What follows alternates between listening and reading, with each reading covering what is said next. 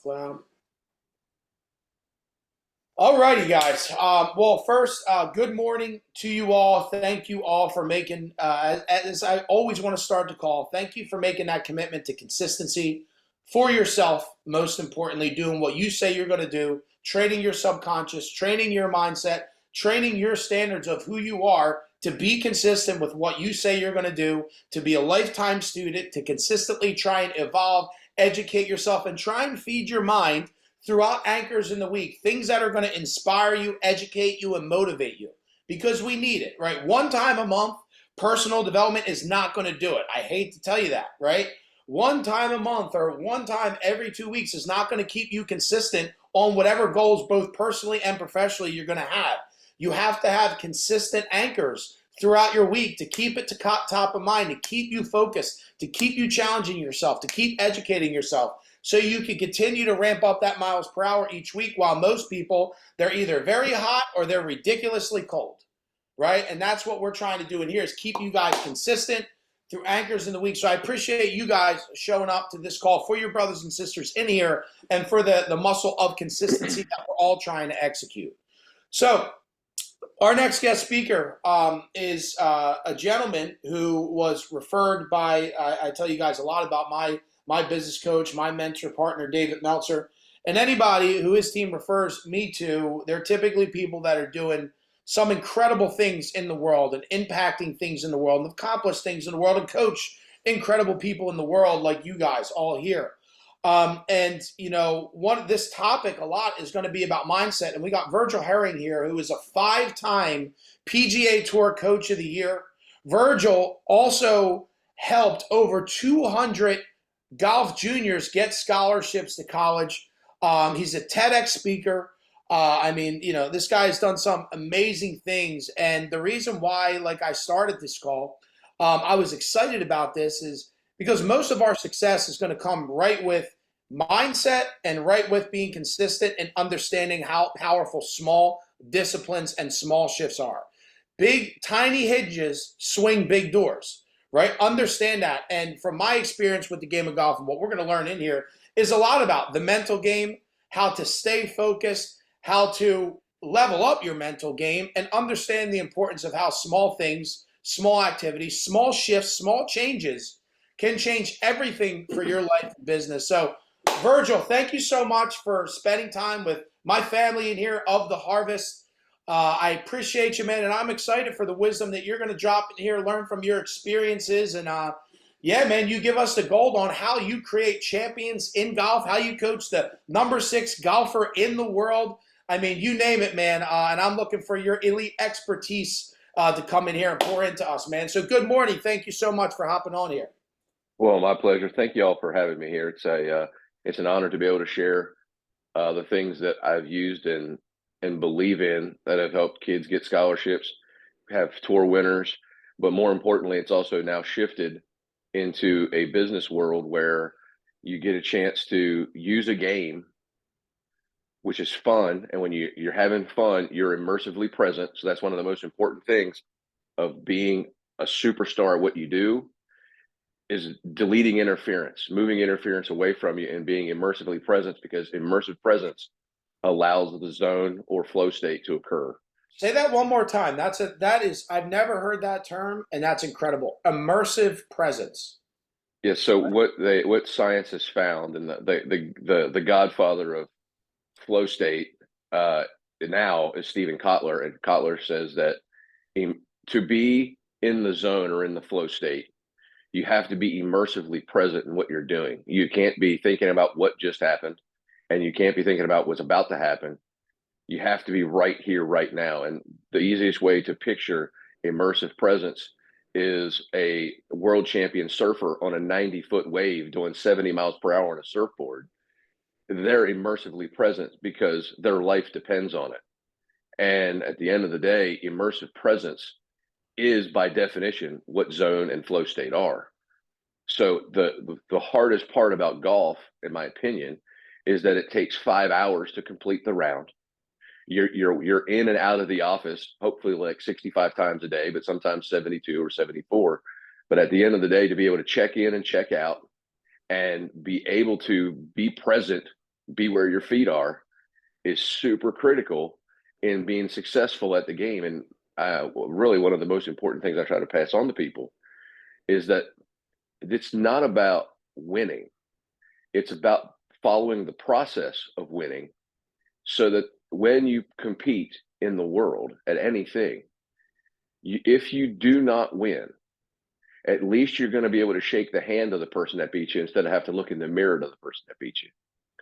And that to me is that's where I begin, is that if you follow a championship process, it doesn't guarantee victory. It gives you the greatest chance of victory. But more than anything, in my belief, in everything that I do, including coaching golf, I don't believe many people can beat me. I think people end up winning because I beat myself. And I wanted to eliminate the possibility of me beating myself and force people to make the proverbial birdies to beat me, not me make the bogeys and double bogeys that make it easy for them to win.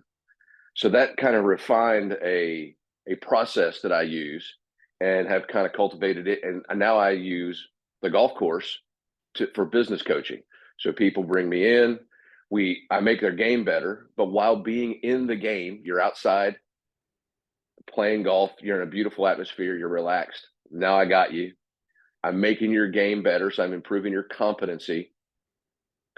Then your confidence rises so that you feel like you can compete against your friends, against the club, or in some cases, compete against the best players in the world. Those 3 C's, they constantly move in a circle. And within the assessment profile, you're always trying to increase your competency, because when you do that, you increase your confidence. And when you increase your confidence, you want to put your skills and your tools to compete. And after you've competed, you get a chance to assess where you are and refine it again and refine it again and refine it again. And we're probably getting ready to watch somebody who's just gone through this meat grinder named Rory McIlroy for the umpteenth time. His mind got in the way of winning, and he's taken 3 weeks off because it was a devastating loss, but he gets back in the saddle every time, and he refines it and refines it. And he's one of the greatest players of all time. And we watched it live and in person. Just because you're the best that in the world doesn't mean you're going to win every time. And Bryson DeChambeau earned his victory, and he practices his skills in a very unique way. And that's one of the things I wanted to transition to, is that what makes Bryson DeChambeau so impressive is that not only has he practiced the way golf has usually been coached, but he found innovative ways to challenge the norm. And he's now doing things that people are chasing because he's cracked a code of performance that he's definitely the best player in the world right now. And he's doing things that nobody else is doing. Can I add something to that, Virgil? Yeah, go ahead. On our Deep Roots call yesterday, I went over a bunch of lessons from a coach called Nick Saban, right? Alabama coach. And this one of these points that he talks about, it was called like Nick Saban Gold. And to your point, and how this has everything to do with business, right? It's like, oh, I want to try something new in business, and it didn't work that one day, and I stopped doing it, or it's hard. I get uncomfortable, man, doing it for 5 days straight seems like an inconvenience. It looks like an obligation versus an opportunity to grow your business and grow your influence. Getting video content every day, doing a recording every day, getting on podcasts, like all these different things. I'm not good at it. How many times? I'm not that good at it, man. I was recording content with somebody on my team yesterday, and that person was just like, they kept saying, I'm not good at this. I'm like, well, the only way that you get better is consistently doing it. And you got to fall in love with the process of knowing that, hey, every time I do this, I'm going to get better. And this skill set is going to be able to pay me dividends for the rest of my life as I get better with camera. And as I enjoy this ride, this process of growth and growing.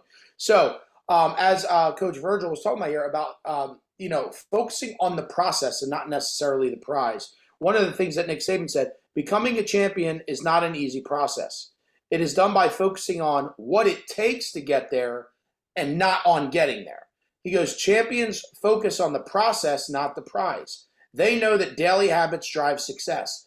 Daily habits plus positive energy become contagious to winning. And that just, as you were talking about, just focusing on the process, your next like immersive presence, like right there, man. And I love that line, and I don't want you guys to miss that.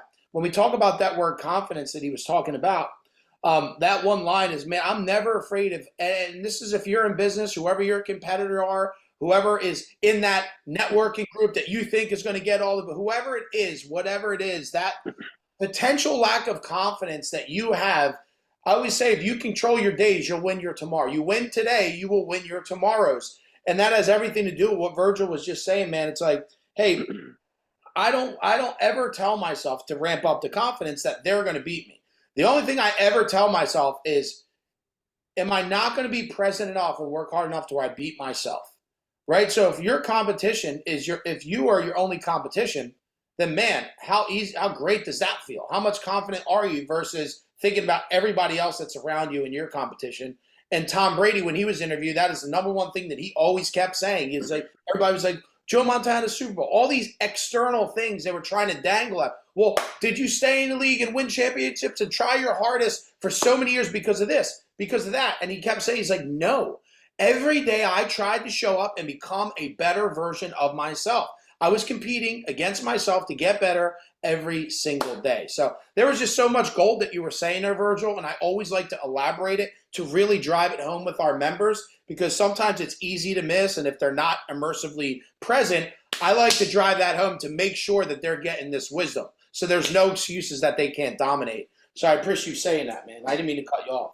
Oh no, man, this is what makes it fun, is the interaction and having different perspective off of points. And so one of the things that I believe in is that we learned a lot of life lessons when we were kids by playing games. And one of the things that makes playing games so interesting to the brain is the fact that when you were a kid and you were playing basketball, football, baseball, whatever, golf, what have you, you pretended to be somebody else, and you pretended to compete against the greats. And I'm Tiger Woods, or I was Michael Jordan, or whatever. But when you lost, you didn't execute what you wanted to do when you were playing the game. You didn't take it personal, because it wasn't you that lost.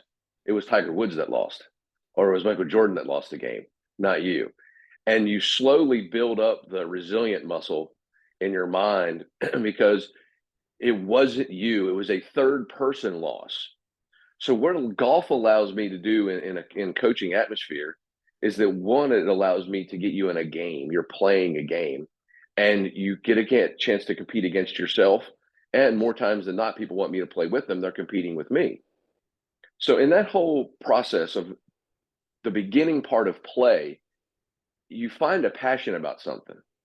And when you find a passion about something, it makes you hope that you can do this more often and get better at it, because it brings out a better version of yourself.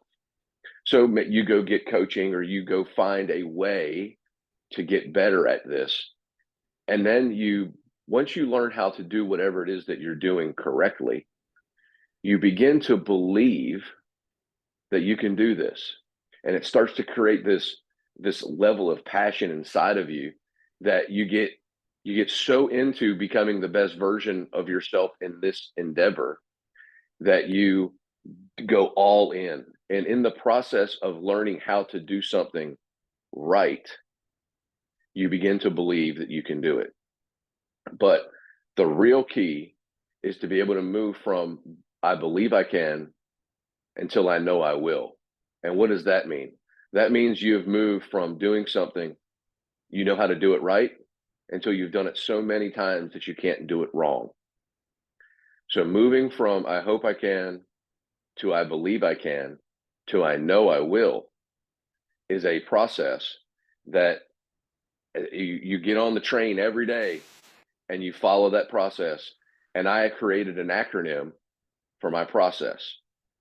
And I use this for my TED Talk because I want this to be provocative. I want it to be something that you never forget. It'll make you laugh a little bit, but it'll make you think too. And it is this: what is the fruit that we will reap if we follow a championship process? We will get a pear. But if we don't learn to get a pair soon, there'll be no success to reap at all. And get a pair is G is growth mindset.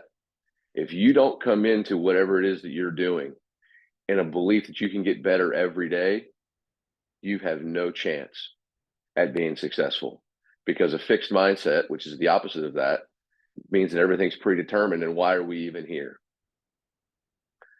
The next thing, that the E, is embracing the challenge. And I think this is really important, because accomplishment is only had when you have overcome adversity, challenges, and difficulties. And what do you mean by that, Coach? Well, if you were playing in the world championship of tic-tac-toe and you were playing a 2-year-old and you clean sweep them 10 out of 10, you don't really feel like you've accomplished anything, even though you're holding the trophy. To be able to embrace challenge means that you're like a bison. You're walking into the storm, not running from the storm. So it is really important to know that if you're trying to be great, you can't do it by doing easy things.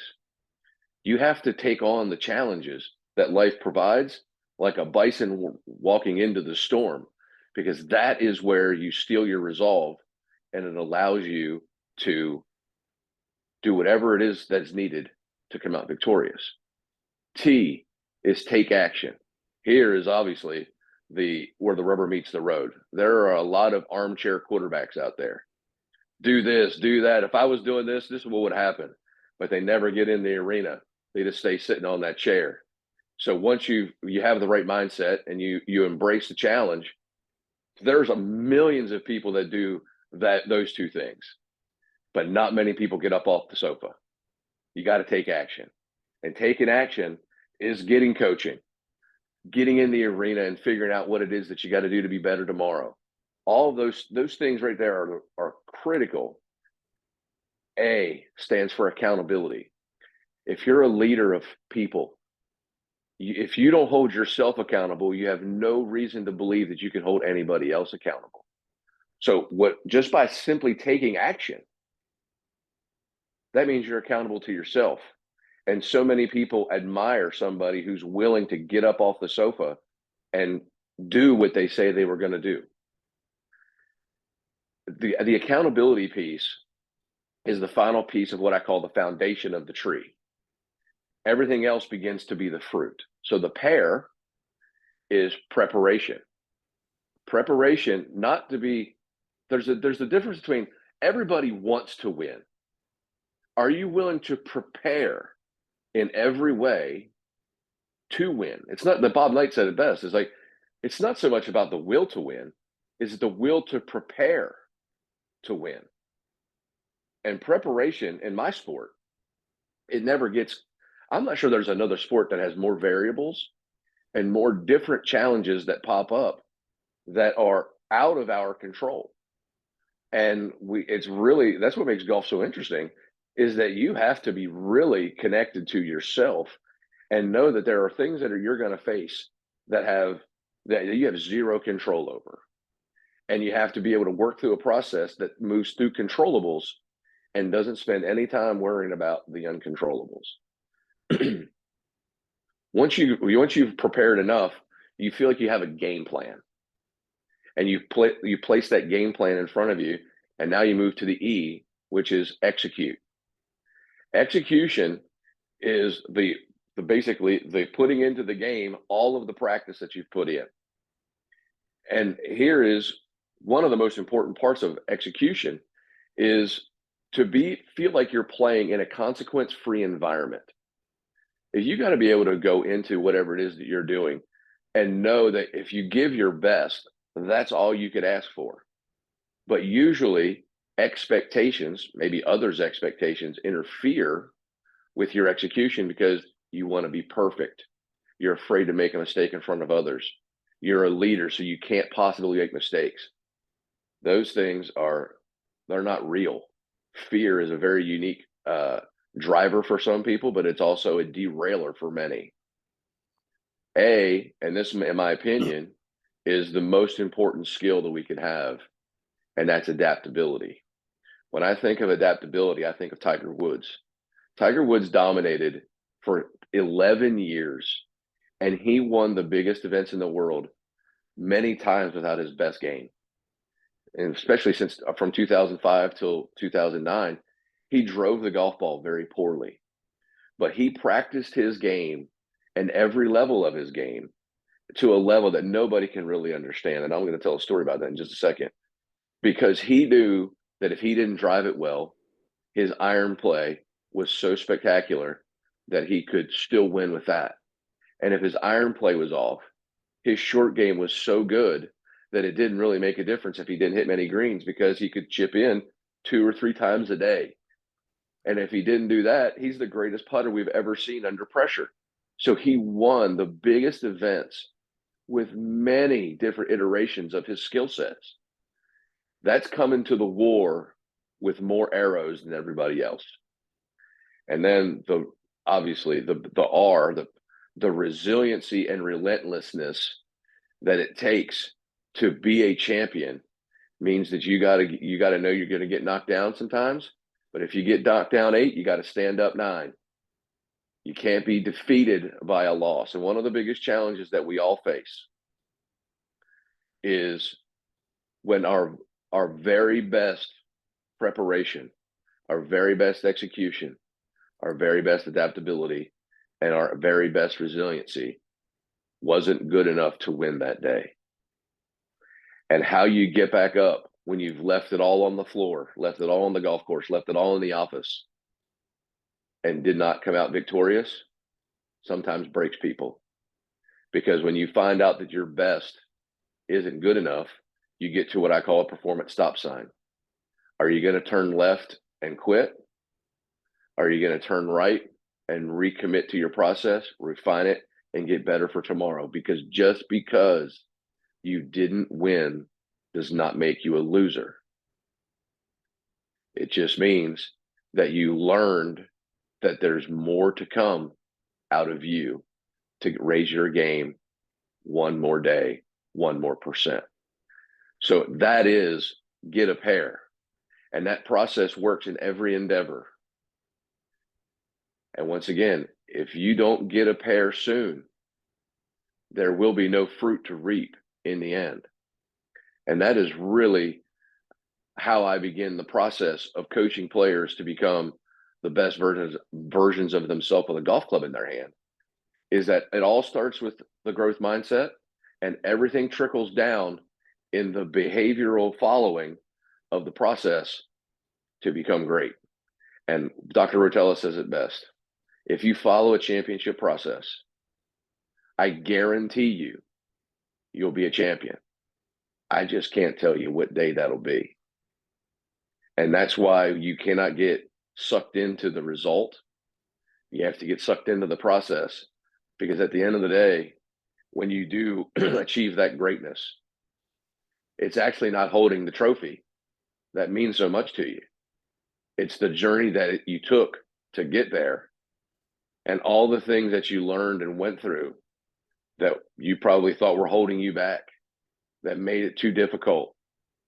When you've conquered them all and you're standing at the top of your proverbial mountain, whatever it is that mountain is, it's not the trophy that's got you by the heart. It's the journey that's got you by the heart. And that, to me, is the most important part of this, is that life is vicious in its difficulties that it throws at us. And there's so many times that our very best efforts at home, at work, in sport, in play, aren't good enough. And we can't believe it. But if you take it personal and it forces you into a place where you're not good enough, you're never going to make it. It's the ability to enjoy the game, enjoy the game of life, and having that zest to take on all these challenges that get thrown to us and come out the other side. That adaptability and resiliency is a muscle that is really hard to beat. And not many people, that's why I believe that if you take that process and you do not come out ahead, you will have at least had the opportunity to shake the hand of the person that beat you, instead of having to look in the mirror to see who beat you. And of all the things that I could ever ask out of anybody, It's an important feeling right there. Shake the hand of the person that's outperformed you today. That's amazing because you know how much you put into it. And you got a chance to meet another co-warrior. And that warrior showed you something that you need to do to get better. And that's all we could ever ask for in life is if we don't have a mentor or coach to do it, get in the arena and the other people that are doing the exact same thing as you that took the action, that weren't afraid to fail, that got in there and got all bloodied up, so to speak. They showed you how to get better. And that is, all intents and purposes, one of the premise of one of the greatest books I've ever read, Atomic Habits by James Clear. 1% better every day. Sometimes you learn it through books, sometimes you learn it through another, and sometimes you learn it through battle. And I'm not sure which one's better because probably poignancy is unique in its delivery, but we got to get in the game. We got to give it all we have. And at the end of the day, if you don't come out victorious, at least you get a chance to see what you got to do to be better. So, I mean, I would love to hear interactions, questions, how it pertains to how I coach it in business, how it pertains to coaching in golf. But to me, that is what it takes to be great. So one, incredible stuff. And I love acronyms because I find not just for myself, for people that I coach, it's like, how can you make things easy to understand and remember? It's all about making things easy. So I love that acronym that you shared with us. Let me just run through that with everybody in case you did not write this down. Um, and another powerful line is follow a championship process, right? And there's going to be a few things to unpack there, but let me rip through this, get a pair. So we got growth mindset, embracing challenge, take action, most importantly, which as easy as that sounds, most people don't even take the first step. They've been thinking about it for years. Accountability, preparation, execution, adaptability, and resiliency, being relentless. Does that sound right? Did I hit all those, Coach? That's it right there. Awesome. I got a question, right? And this is 1,000% relatable to business. And how to, like in golf, right? It's how important is and is it important to have short-term mindset? Meaning, like, hey, if you had a bad shot last time, like the sooner you can get over that and refocus on having a good shot and visualizing a good shot, rather than consistently harping in your mind about the bad shot you just had and letting it continue to impact you the rest of the hole or the rest of the game.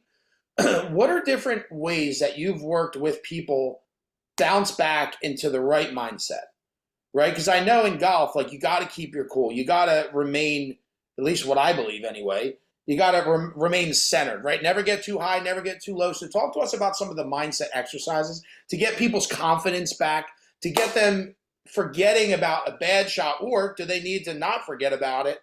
Take what they like, really unpack it, learn it. I don't know, but I know mindset. There's a lot of valuable lessons with golf and mindset, which comes to the performance of an individual in life. I start with this gigantic word, if. If you were immersively present, if you were following your processes, and if you did not step into the shot uncommitted, if you were committed to what you were doing, the mental management skill is to hit the shot or do whatever it is that you're doing, hit the shot. And if it turns out the way you expected it to turn out, the mind should say, that is just like me. I've worked my entire life to be able to do that just like that. 10 seconds to assess that. Club goes in the bag, up on the shoulders, and go to the next ball. But if you didn't hit a great shot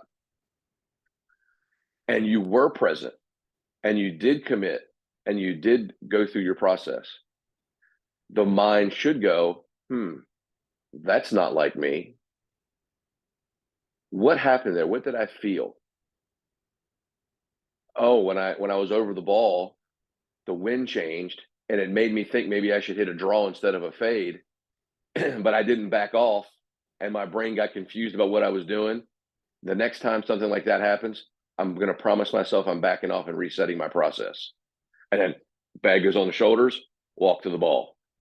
But what ends up happening is when you get emotional, when you get angry, that is a guarantee you're not immersively present. That is a fact.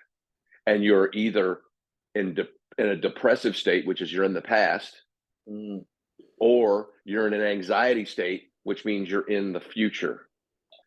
Anger is coming from the subconscious mind recognizing that it wasn't present, so it couldn't be in the process.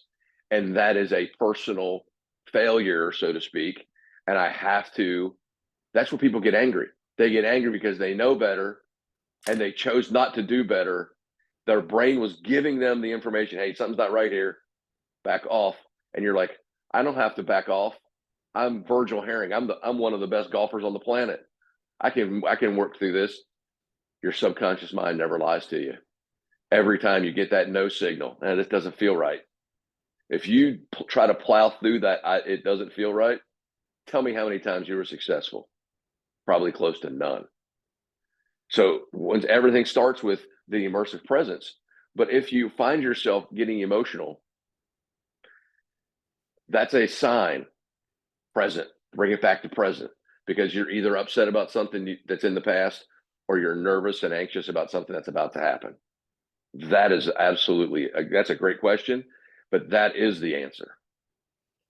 Guys, there was something there that when we talk about personal performance, right, in the performance coaching world, which drives your business, which drives your relationships, which drives your health and fitness, any goal that you have, doesn't matter where you're at. Even if you're on fire now in your business, well, what's the next version of your business look like?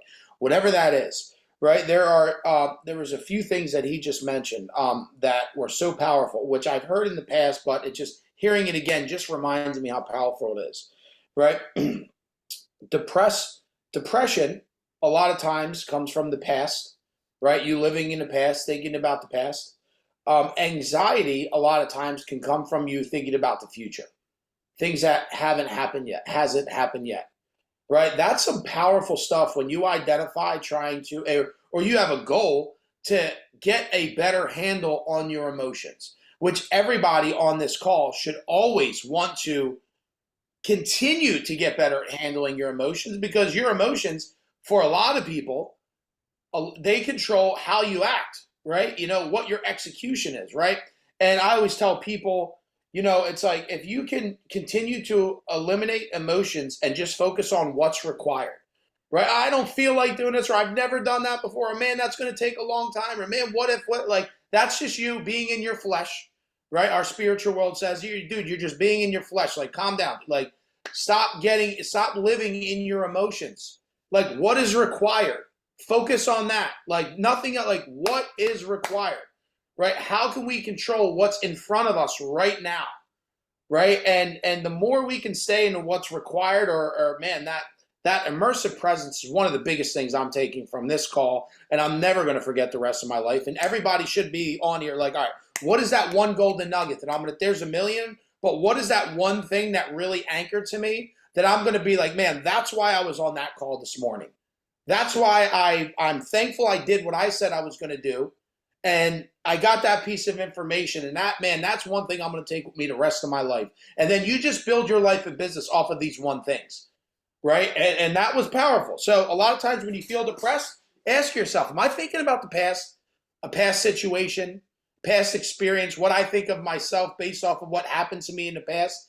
And I don't know if you guys heard Virgil, the way that he was talking to himself, right? Oh, I hit a good shot. That's me. That's it's supposed to happen because I prepared. Oh, I hit a bad shot. What'd he say? That's not me.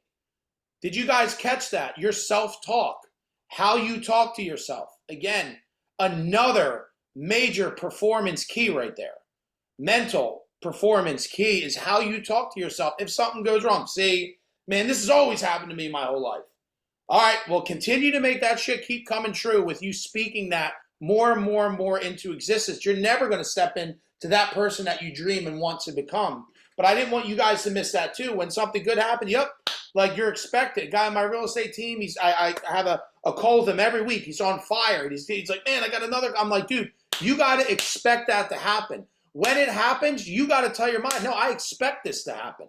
Why? Because I'm doing the work every single day, right? And I just wanted to share that. If you're depressed, make sure that, man, am I just thinking about the past? And if that's the case, then bang, snap out of it, right? Or if I have anxiety, am I thinking about the future? Like, because I'm not focusing on what I can control now. Remember, when I on this call, I said, listen, if you win the days, your tomorrows will take care of themselves. Right? So if you just focus on winning the day, you're not going to be anxious about the future. Because man, all I can do is control what's in front of me today. Right? And focus on dominating your nutrition, dominating your workout, dominating your lead generation, dominating your Power 5 list with things that will move the needle for your business that you are being coached on, that you know and you told yourself, man, if I just do this, like I know it's going to get me next level. Right? And where we get anxiety is when we don't execute the things that we tell ourselves or what we learn. And then we just get, man, is this ever going to happen? Because you know you're not doing it. You're not doing it daily. So, man, there was just so much to unpack there, and I want to make sure that I drove those lessons in with you guys because I have a bunch of notes here. Now, anybody have questions, right? You got a world champion, top golf PGA. I know a lot of you guys golf in here, but again, forget about just golf too. Maybe you got golfer questions or whatever. But remember, this has everything to do with mindset, with the highest pressure you can imagine. Like some of you have some things you're doing daily, and man, you know, if you don't execute it, you won't lose millions of dollars, right? You don't have thousands of people right in front of you watching you do your job as you're on that sales call, right? Understand the pressure of that, right? So if you have mindset questions, right? How do you know, all these, I'm a student, which is why I'm asking these questions. So I don't want you guys to waste your time and not have questions that could be the difference for you. So anybody have anything or something you want to elaborate on? Any questions so far? Feel free to unmute. I'll Jack, go. let's go, my brother. I know you were going to. Yeah, dude. I mean, yeah, you incorporate golf into life and business and however, like, I'm your guy. You know what I mean? I remember the last guy who was on here that was talking about golf and it was like changing your swing, right? And that was something I went through this season where I went and got a lesson, super uncomfortable, super, out of my normal, right? But it was like, if I want to get from that 7 to 5 or 4 handicap, then I'm going to have to get a little uncomfortable to get there. And Virgil, everything you're saying, sorry, hold on, walking outside, but everything you're saying in regards to, you know, managing misses, right? Especially for amateur golfers, and everything that I get out of this is like managing your misses, not only in golf, whatever, but you can incorporate that in the life too. Because even you see these guys like Bryson DeChambeau went out and won the U.S. Open, right? Did he hit 67 perfect shots? No, he didn't. He blocked the last drive, what, 50 yards left into some fescue, and then hit it into a bunker and still managed to get up and down for par, right? And it's the same thing in life, man. Like, I'm going to make mistakes. We're going to trip. We're going to fall, but I can't let that, again, back to the emotional intelligence, like I can't let that overwhelm me to a sense where I get trapped in that anxiety and depression and say, oh, well, you know, why did this happen? What did this happen? It's like, sack up, you know, and continue to move forward, right? And, you know, I'm definitely guilty of getting trapped in those, you know, negative mindsets sometimes, you know what I mean? So I guess, you know, from my standpoint, I guess my question would be, what are like little things I can do? Like little, you know, I guess, what do you want to call them? Trigger points, like little things you can do to, when you get there, snap out of it real quick, right? Like what are some pointers you give to your athletes, whoever, that when they do miss that shot, you know, like what do I have to do? Or, you know, I guess we kind of touched on that. I don't know. I always refer to one of the greatest things I've ever watched in person, and it was Jocko Willink saying, good. Good. That video is insane. If you guys never watched that, I'll post it in our community. Yeah. Look, change the way you look at every piece of adversity you ever have in your life. Like Bryson DeChambeau, he drove it really precipitously poor for an elite player. He knows he got lucky many times because he could have been up against one of those tufts of grass and have to pitch out. But of 23 drives that he hit into the waist area, 22 of them had a clear shot. But the one, he had to take his medicine, and it just happened to be on the last hole. But if he took the mindset of good, now that gets to show that I know how I've worked on my short game and I can still win. Good. This is the hardest shot in golf, a 55-yard bunker shot. Good. I can show people that I'm not just a guy who drives it 370 yards. Set up for the 4-foot putt to win it all. Like, this is for everything, and I'm taking down one of the greatest champions of our sport. Good. That's why I'm here. Like, the ability to just know that if it didn't work out means you can say, good. This is why I work on adaptability. This is why I hone my skills, because I'm not a one-trick pony. Just because this call didn't go good doesn't mean that I can't go to your office and meet you in person and do a better job of trying to convey what I'm trying to do. Adaptability is critical, and that starts with the mindset of good. I'll tell you what, man, what a great reminder, because we kind of just talked about it, and I was like, man, maybe just say, well, let's go back into what we just talked about. But I love that you brought up that mindset strategy and that video, guys. I'm going to drop that in the group. It's probably a minute and a half long. It is absolutely incredible, and that is something you can use the rest of your life. Jack, that's a phenomenal question. Did you want to add to that, Jack? I saw you on mute. I didn't mean to cut you off. Yeah, it was just and to touch back on like the immersively present, right? Like, for example, last week I go out and I'm golfing. First 9 holes, I'm all on my phone, worrying about what's going to happen after this, who I got to talk to, who I just left, all this stuff. Everything's going wrong. 47. I get to the back 9. I put my phone on Do Not Disturb. I shoot 38, right? There's no coincidence, right? And that applies to everything else, again, too. Like when I'm at work, right? Being, intentional with what I'm doing and focusing on and being present with every conversation that I'm having, whether it's a client, whether it's a coach. But the more I have to be present for these things. And Dev, like you say, every time we sign on, right? Like if I'm not on here fully present, listening to everything that's going on, taking in everything that's being said, then I'm really just wasting an hour of my time. You know what I mean? There's no purpose behind it. So like stepping into things with purpose and,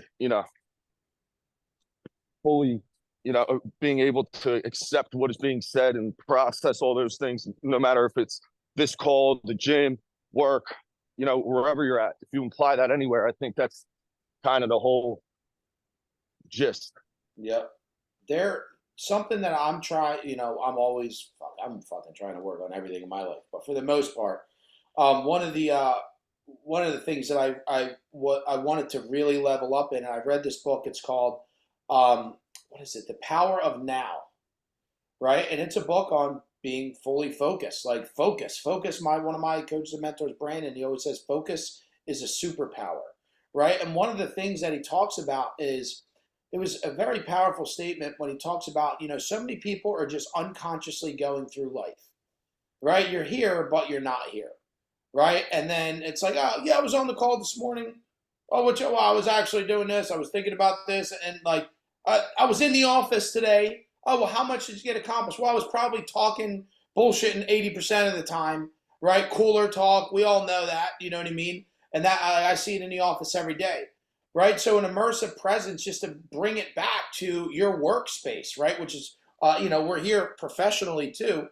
Is man, when I go into that office, right? If I'm there for a 3-hour time block, and by the way, that 3-hour time block language is called immersive presence. If I'm there for that 3-hour time block, from this time to this time, this is my checklist. From this time to this time, this is my checklist. From this time to this time, this is my checklist, right? And that having that immersive presence is being at your desk, having a Post-it note. Yo, I'm not like, that's it. No, if somebody knocks on my door, nope. Somebody does this, yo, my mom calls me. Most of the time, it's not an emergency anyway. I already know she's just trying to keep me on the phone for 20 minutes because she loves me. Nope, sorry, mom, I got to call you after I leave this office. Like, that is immersive presence. And just understand that, right? Because we all, you can be at your desk, you can be in the office and be like, damn, I was here for hours. Why am I still doing shit at dinner time with my family when I felt like I was at the office all day? Why? Because you didn't have immersive presence. Everything was taking your attention. Virgil, what was that thing you said in the beginning? Not avoid distractions. You had another line of that, which was interference. Yeah. Interference, man. There's so much interference around us that can take us off of being present, off of our production, off of our goals. You're in the gym, you're sitting there on the phone, and you wonder why, you're really not getting good workouts and seeing a transformation because you're unconsciously in the gym, right? You're not pushing yourself, you're not challenging yourself, you're not even breaking a sweat. You're just going through the motions, which, hey, if you're at the gym, that's a start, and I praise you for that. But listen, we want to raise the standard. Getting there is just not enough. That should be a standard, right? But to get those results, you're making those calls. Like, man, how can I get better at making these calls? Let me be locked in so I can close more deals.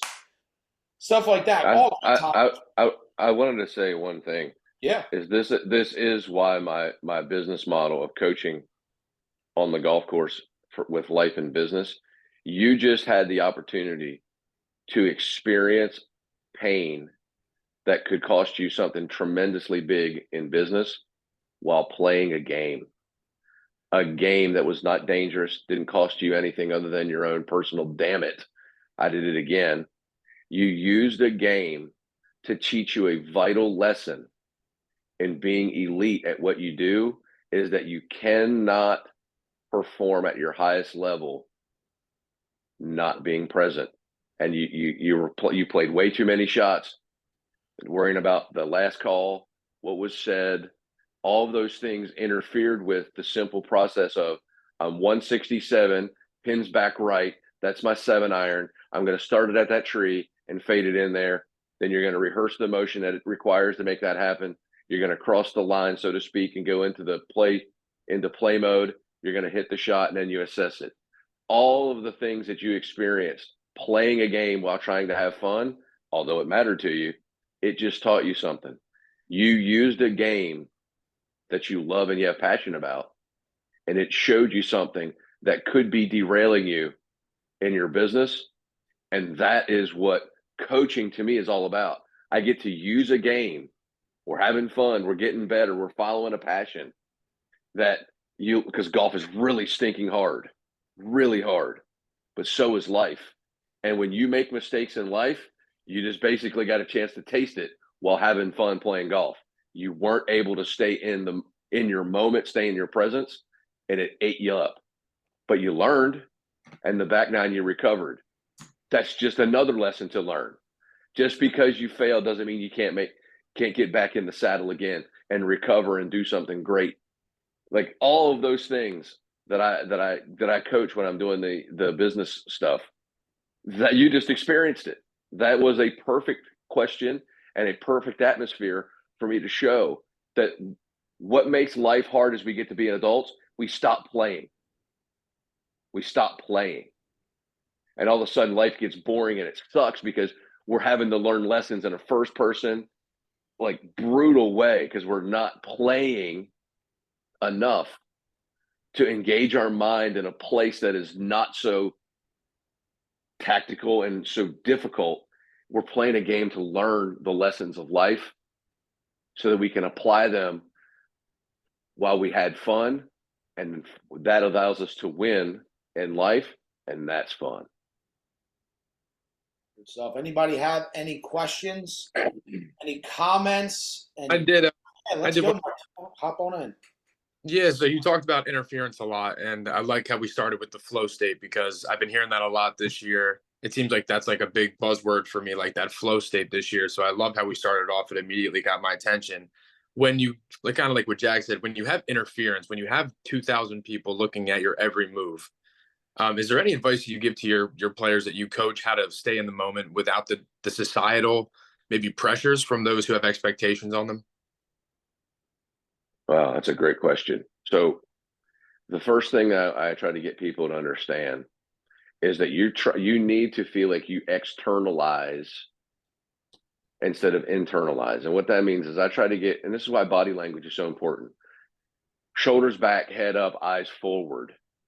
You're taking in all of the world. It's very big and it makes you small. But if you're down here, if you're just looking down, you're so gigantic in this little bit of world, right? So the whole point of playing in front of thousands, millions, whatever, or what, however many people are involved in what it is you're discussing that's pertinent to you. Shoulders back, eyes up, looking forward. That brings you into an external place that makes you small, and it allows the vastness of what we're doing to be in the forefront instead of down here where we're so big in the space we're looking at. And that throws things off. The more external you can make yourself, which is why body language is so critical. Animals that walk with their head down get eaten. Eyes up, chest out, body language is critical. And you don't even realize that is what allows you to stay present. That's why body language is so critical, is because in a very, very deep way, that is the ticket to immersive presence. That's the ticket. And that's one of the hardest things to train, because we're humans, we're emotional. When things don't go right, it is easy to go down. Animals that walk with their head down get eaten. Keep your head up. Thank you. Thank you. Great answer. Yeah, man. I want to I gotta get, so Virgil, I think it was a couple years ago, one of my friends, his name's Dana, he was the performance coach and strength coach for the Yankees for 5 years. One of the years they won the World Series. And he asked when he was like, he told this story. I got to find out what the three things were. But he asked Mariano Rivera when he was stretching. He's one of the best baseball closers in the world, the ultimate pressure, right? And he always was victorious in the most pressure environments in baseball, right? And he asked him, he's like, man, how do you do it, right? And he was like, how do you, like, at the highest moments with thousands and thousands of people, cameras everywhere, and you got a million people behind you, and all you're seeing is that glove. Like, how do you close the games out at the highest percent? Like, how do you do it the best? And he gave like 3 steps, but one of them was about like quiet the noise and slow the game down. Right? He's like, it was something along the lines of like slow things down and like quiet the noise. And there was a third thing. And as you were talking about that, that was one of the things, and it's the same thing, golf, high pressure. How do you like have tunnel vision on where that ball is going to go in the hole and forget about all the people, everything around you, cameras, all this stuff. And it's just having that laser focus and like tunnel vision of what that goal is and what are the different strategies that you can focus on to block out the world and just focus on where that ball is going or where that pitch is going. I'll share that with you too, Martina. I'll share it with Virgil too. I'll text him. But that was another powerful way to kind of slow things down and have a laser focus and a tunnel vision when there's a million distractions and a lot of interference around you at the highest pressure moments. But guys, we are at 8 o'clock. Listen, man, I have tons of notes on here, but I just want to share with you guys, the only way that you're going to have revelation from stuff like this, when we talk about slow things down, is it's going to be very easy to get off this call, right? And then go and just run into business, right? And then, hey, you know what? Maybe you remember some of these lessons. We all know some of you aren't going to rewatch it, right? But one thing that I want you guys to practice or schedule out, and it's probably best to block out 15 minutes after these calls, is just to sit and like meditate and think about, all right, what were the things that stuck out to me on this call? And what do I need to schedule in my day to implement? Like, there's a reason why there was things that popped up in your subconscious from this call. And if you don't take time to really think about it and be like, you know what? That's why I was thinking that. This is something that I need to get better at. Who do I need to ask for help? What accountability do I need? What resource do I need? Right? So I just want to share that with you guys. After these calls, like, block out 10 minutes to write down, what did you learn from it? Why is it important to you? And where are you going to put it in your calendar so that you just don't sit on the same problems year after year or month after month? Right? And that's just something that I just want to share with you guys so you can take action on this information, right? And not just get all excited, man, this is great stuff, and then never use it. Right? So block out 10 to 15 minutes after and really think about what you learned, be self-aware enough to, all right, what stuck out to me? Why did it stick out to me? And what am I going to do about it? So you guys can really drive the needle and really see massive progress when you get this valuable wisdom from some of the most elite entrepreneurs, coaches in the world that we consistently bring into the harvest. Like, don't just be like, wow, this is great. Where are you going to implement this into your business? Immersive presence. That really, man, there's a million things, but that was one of the many things that really stuck out to me that I'm going to ask myself before I do anything, before I'm at that golf, what my team meetings on this Zoom, like nothing matters nothing matters outside of this call when I'm in front of you guys, or else I'm not going to perform the way I need to perform for you guys with the energy that I need to impact you while you're on this call. If I'm just thinking about everything else after this call. So, Virgil, amazing stuff, guys. As always, follow Virgil, share the call, guys. Contribute. Right? Be the source of what you seek. Share the call. Share Virgil. Right? So take what you learn, post in the community. One of it just for more accountability to anchor it in more. Maybe post, hey man, this is something I'm going to act on that I took from today's call. Post that in the community. Right? But follow Virgil, share the call, share Virgil. Virgil, we appreciate you, my friend. This was absolutely amazing. And thank you so much for being here with my family. This is what it is, man. This is our family in here. So I appreciate you giving some wisdom and pouring into us, man. Thank you so much. Have an amazing week. I'm honored to have been here. It's always a great honor to be asked to help others. It's what I'm wired for. So I'm very grateful for the opportunity to get a chance to speak to people that I've never met before. And I look forward to being able to help. If anybody needs anything, I'm an open book. So just please feel free to reach out to me. Thank you, guys. Remember, June 27th, Harvest Summer Social. Be there, no excuses. Be there, meet your people. Always amazing things happen there. Amazing conversations, amazing opportunities. Gives you the opportunity to post content too, which we all know I drive home with you guys on that. Be seen. Exist loudly. Have an amazing day, guys.